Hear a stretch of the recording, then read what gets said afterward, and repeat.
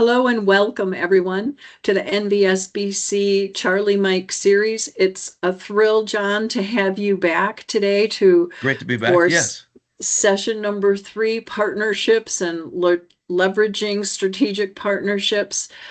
So for those of you who were not tuned in for the last 2 sessions, John Mhm. Hale from the Cornerstone Group is going to present to us the topic of partnerships and leveraging strategic partnerships. So John, I'm going to kind of turn this over to you and let you kick things off. Well, thank you very much, Marie. And we are real excited to be here today. I want to again thank you and the National Veterans Small Business Coalition for the opportunity, and thank all the men and women who are members of your organizations for their service to our country. And we're excited to bring this series to you. So we'll get started. So, the title of our series is Empowering CEOs to Grow and Scale Your Business. And so today is session number 3. We've talked about capital partnerships, access to capital, and today is partnerships, leverage strategic partnerships to grow and scale your business. And so as we've started off in each of our sessions, we have 3 different lessons we'd like to share with you. So today's lesson number 1 in terms of leveraging strategic partnerships is fruits. And this is fruits in terms of individuals that you'll be dealing with and the fruits of their action.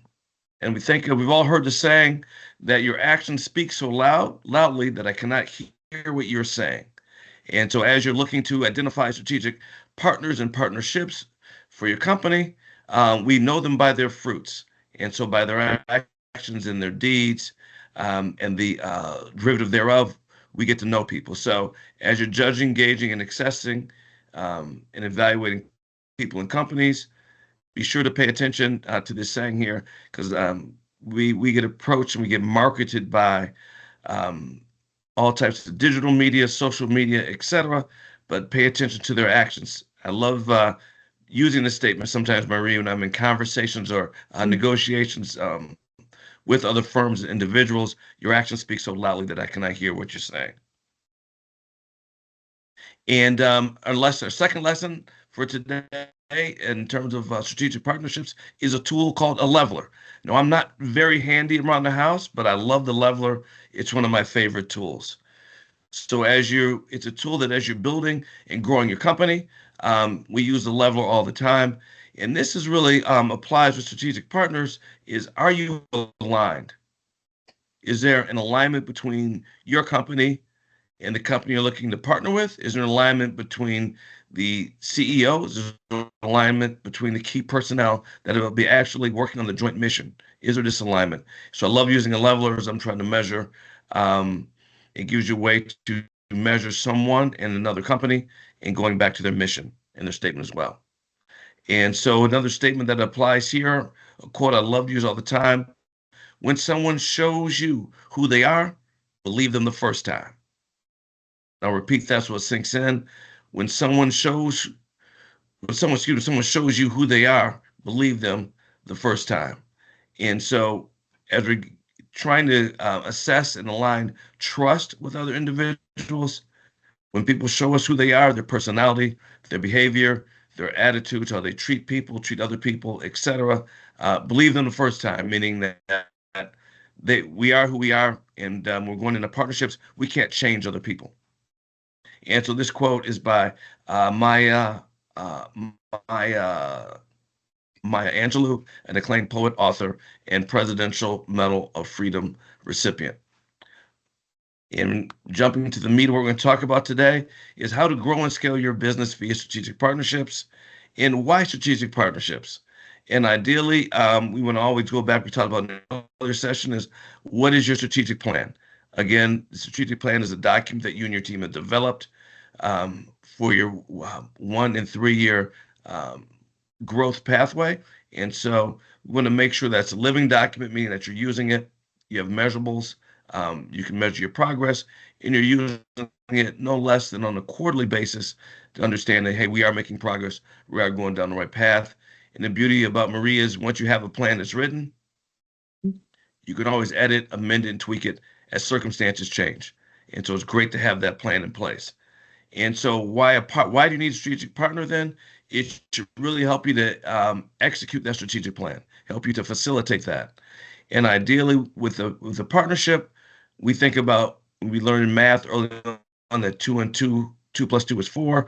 Well, with a strategic partnership, you want to look for opportunities where two plus two is actually six, or two plus two is eight, where you can really leverage the joint potential to really accelerate your growth and scale of your business.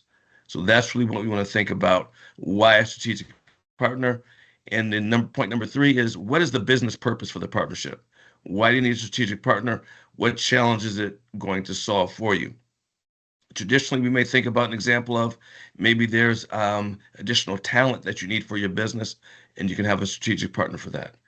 Maybe there's a technology that a partner has that you can really use to accelerate your growth. So that's why you need this strategic partnership. Maybe it's a different market for your company, different customers. It could be a geographic market within the country, or as someone made a joke one time, it's called the WWW, the World Wide Web. So international, let's look at some global markets that you should have or could have for your business as well. So maybe you need a strategic partner there, or maybe there's other market segments in general that you could access. So those are some various reasons why companies utilize strategic partnerships to scale and grow their business.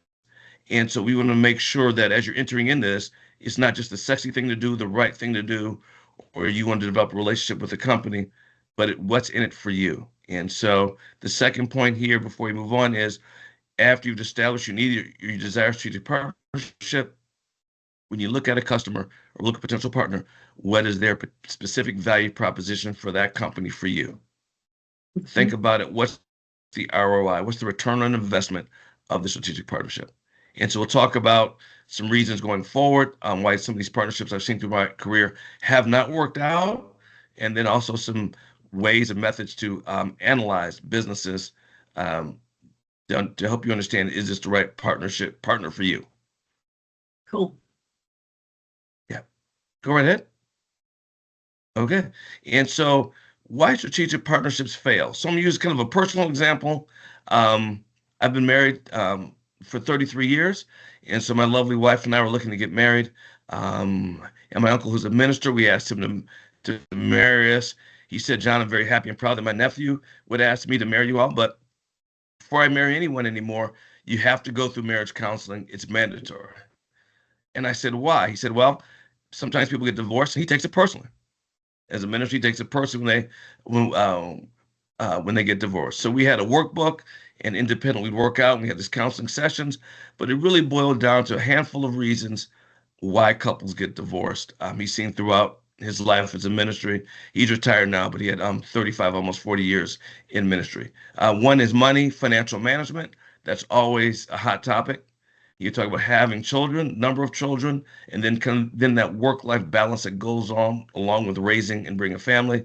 And then so you've got money, you've got kids and a career, and then you said you have sex. Those are things that are always intertwined in why a couple is getting divorced that he's seen. And so that's why I went through the counseling. And so the relevance here in terms of business partnerships is business partnerships can really become a marriage. You're making a commitment to that. Particularly if you enter into a joint venture with another company, you're actually creating a new organization, a new company, call it a child, so to speak, in this metaphor that we're using. So you have a new EIN number, etc. So you're creating a new entity.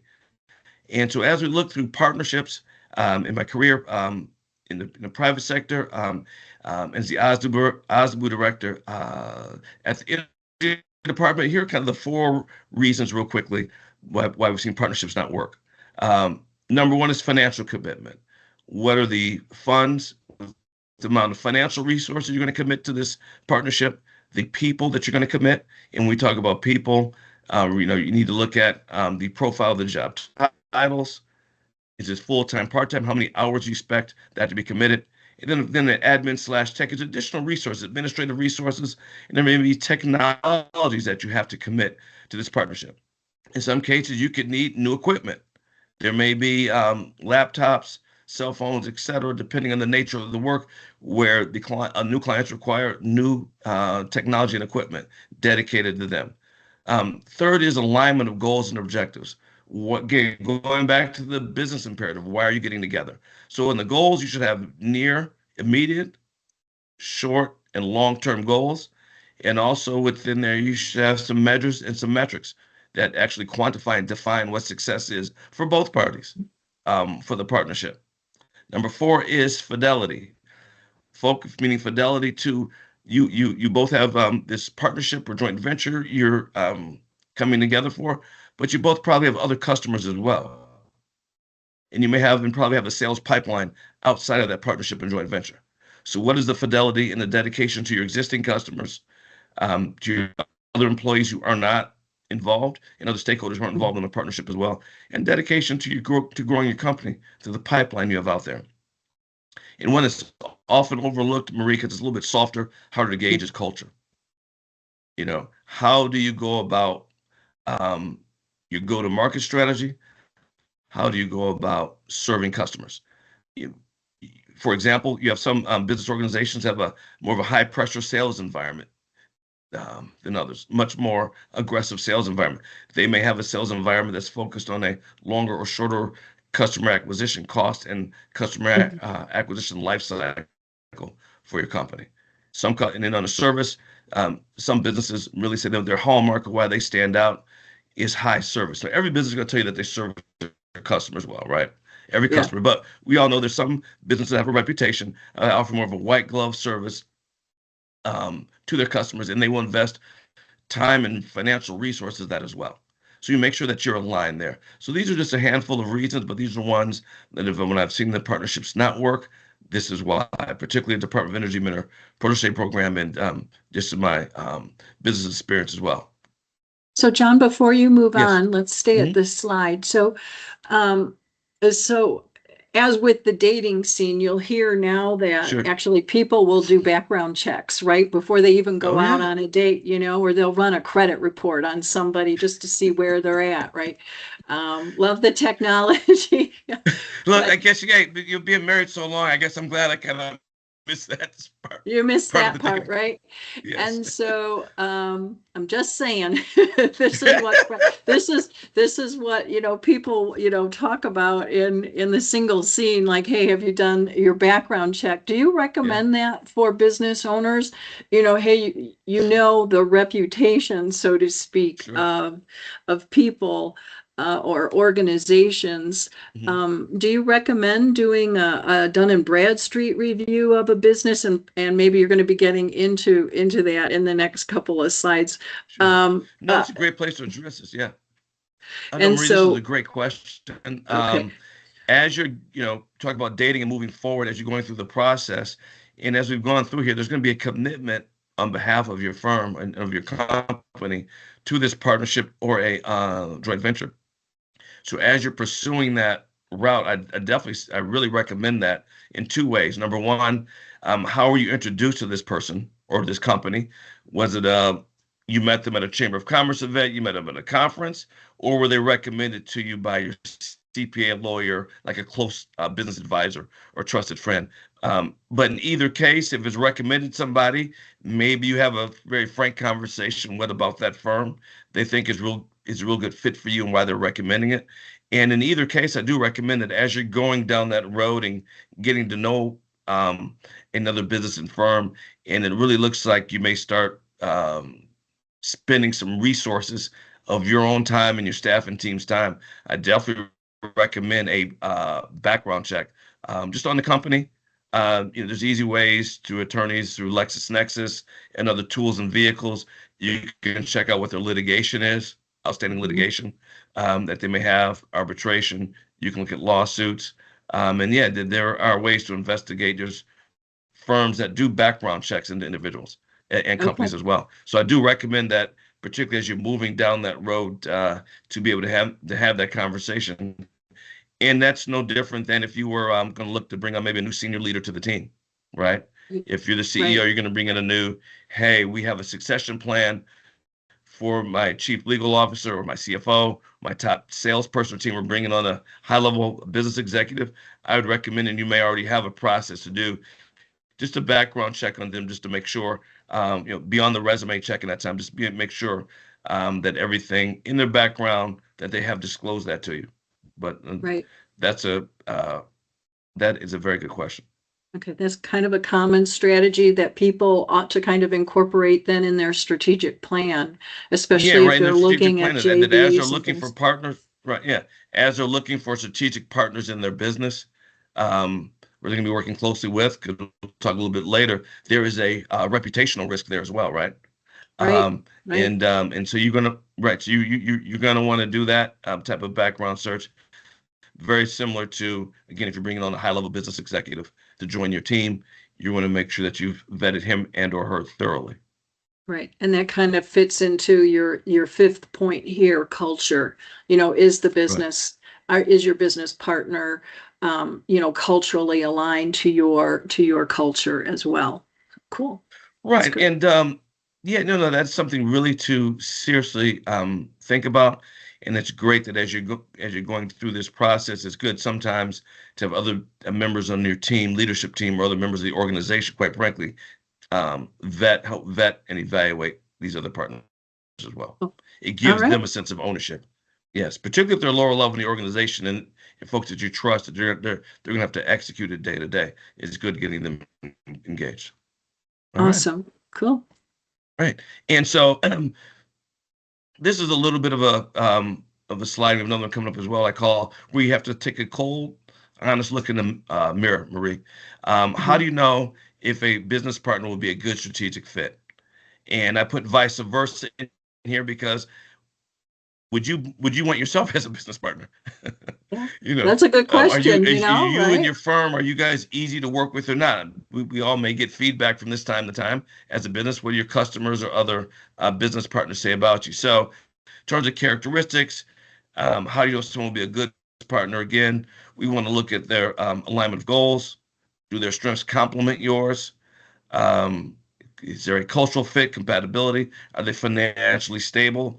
Part of the diligence is understanding you don't want you want you want them to bring their assets to the table, so to speak, and their blessings, not their baggage and their liabilities. So, are they a financially stable organization?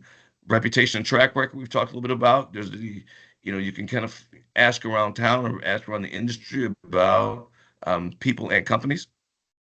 Communications practice is key. How are they going to communicate to your team members and how are they going to communicate to customers and stakeholders, but also how are you guys going to have a communications plan and strategy? And then one, sometimes it gets overlooked, but legal and ethical aspects of this in terms of are they the kind of group that, so to speak, I've heard some business people use the analogy, hey, I like to put my toe right up to the line. Some folks may say, John, I put my foot just a little bit over the line, but not that much. Well, depending on the situation you're dealing with, obviously, our reputation and our name is really what we have. And so being understanding ethical and the legal business situations you may be involved in is a great things that you should look at terms of evaluating and just think about yourself as well. And it's your own business. Yep. Just a good way to get to know if a partner will be a good fit for you or not. And another part of developing partnerships is your business infrastructure. Um, Sometimes organizations think of these as overhead, but if you're going to, as you're growing and scaling your company, these are critical to have these in place and be functioning at a high level. So invest in platforms and processes. And I put vice versa here again. You've heard the old saying that if you take care of the business will take care of you. This is a perfect fit of having the infrastructure in place. It's going to take some time and some dollars to invest in it, but you want to make sure that the business infrastructure, the platforms and processes grow as you grow and grow as your business grows. In fact, are just a little bit growing a little bit further than you are, a little bit quicker, so that you have the foundation to sustain your growth. We don't want your profitability to be a yo-yo and your growth to be a yo-yo. We like to have a nice glide path, if you will, with a if you think like a scatter plot diagram, it is a consistent growth that is really consistent with your strategic plan. And so we think about business infrastructure. John, what do you mean? Well, we're talking about the physical assets of the business. We're talking about the information technology, software as well, and perhaps one of the most important aspects of your business are the people, talent acquisition, retention, and management. We all know the disruption and cost of employee turnover, particularly when dealing with key employees. So we want to make sure that we have a sound process that puts us at the top of our industry in terms of talent acquisition, retention, and management. And then we think about design of financial systems. How do the financial systems of your company, how do they integrate with the operating processes and the business systems, so you as the CEO and leadership team can get accurate real-time data to make good decisions. And when your business is a little bit smaller and it's all going through you as a CEO, that's great. Sometimes you can get away with not having a really robust system and processes here in terms of financial system and operational processes. But as we want to grow and scale our business in terms of the size of revenue, number of customers, the sophistication of the customers, maybe the geographical breadth of your business and your customers, and number of employees. And then also remember that as you're growing and scaling your business, you're moving to the deeper end of the pool, Marie. So your competition is more well funded, well capitalized, more sophisticated as well. So you have to be able to stand on your own and be able to compete against a more just better competition, more sophisticated and sharper competition. So you really want to make sure you're investing in that financial systems and operational processes. And again, want to have a legal and a compliance framework. And this compliance framework, every industry has their compliance. So in the federal government contract, I know we know a lot of members and a lot of veteran businesses. I've had the federal government as a client. So do you have the accounting systems, the DCA accounting systems? Do you want to have in place for prime contracting? Can you how would you perform on a financial or a program audit and a performance audit by some of your customers? If they just knocked on the door today and said, hey, next Monday morning, we're going to be at your shop. Here's a list of what we want to see from you. We want access to your data. Here's what we want. Are you ready for that? Or if you have a stakeholder, a joint venture partner who wants to partner with you, say, here's what we want to see for this. Can you react quickly? Or is it a fire drill over the weekend and key members of the staff say, I'd like to pull that together? So we want to have those systems in place. And so getting third-party certifications, such as ISO and others, can really help here. And those other certifications also can validate you as a business. And so we'll talk about that and before we end. And then having the legal and that compliance in place, making sure that all that is together. So these are this is the business infrastructure, kind of defining that, because that could be a loose term, but investing in that, and then the business infrastructure, third-party validation through a lender, an investor as well that we've talked about in the first sessions, getting an audit. If you have a CPA audit, a third-party firm auditing you, or if you have an ISO certification standard, all these let and communicate to your stakeholders and to your customers that not only are you saying that you're great, you've got third-party, independent third party that are validating your stewardship, your efficiency, and the quality of your operations. And it's always great when someone else does that. We're going to say that. If I didn't say that I have a great product or service, you wouldn't buy it from me, right? So that's right. It's like, well, I would expect that from you, but John's not really excited about his products or service. Maybe if he's not excited about it, why should I buy it from him, right? That's right. But we have these third-party validators, right? And so when you get in again, we talk about joint venture agreements. If you've got highly respected joint venture partners that have a great reputation and they're your partners, again, that says a lot as well. So we want to make sure we have those partnerships, but we want to make sure we have the infrastructure ready as we go to market before we seek these partners. And these are great questions that you can ask your potential joint partners as well, joint venture partners. Yeah. Going back to our third lesson for the day, leveraging strategic partners, is know yourself. And first question is your company an effective or troublesome strategic partner? How are you guys to deal? How are you to deal with, and what's been the feedback you've gotten so far in the partnerships maybe that you've had to date? And a good, for this whole conversation here, Marie, a good topic or good sounding board also is talk to your trusted advisors. If you have a law firm, talk to them, and that you deal with. Maybe you have one or two primary outside counsels that you deal with. Ask them these questions as well. If you have a CPA, if you have an audit firm, ask them as well, because they're going to intimately know you and your business. They're going to know things that no one else is going to know. And the beauty of it is they are licensed professionals, so they have to keep it quiet. So this is a very safe space to be vulnerable in. to really And think about. that's a really good call out, right? I mean, that's Right, a really good point. And, you have the strategic partners, you need them, through your whole business career, hmm so to speak, your yes, business, your lawyers, your accountants, your trusted advisors. And that's either right, going after capital or expansion or exit right. strategies, right? So it's kind of the whole life of your business. So that's a Yes, good, it is.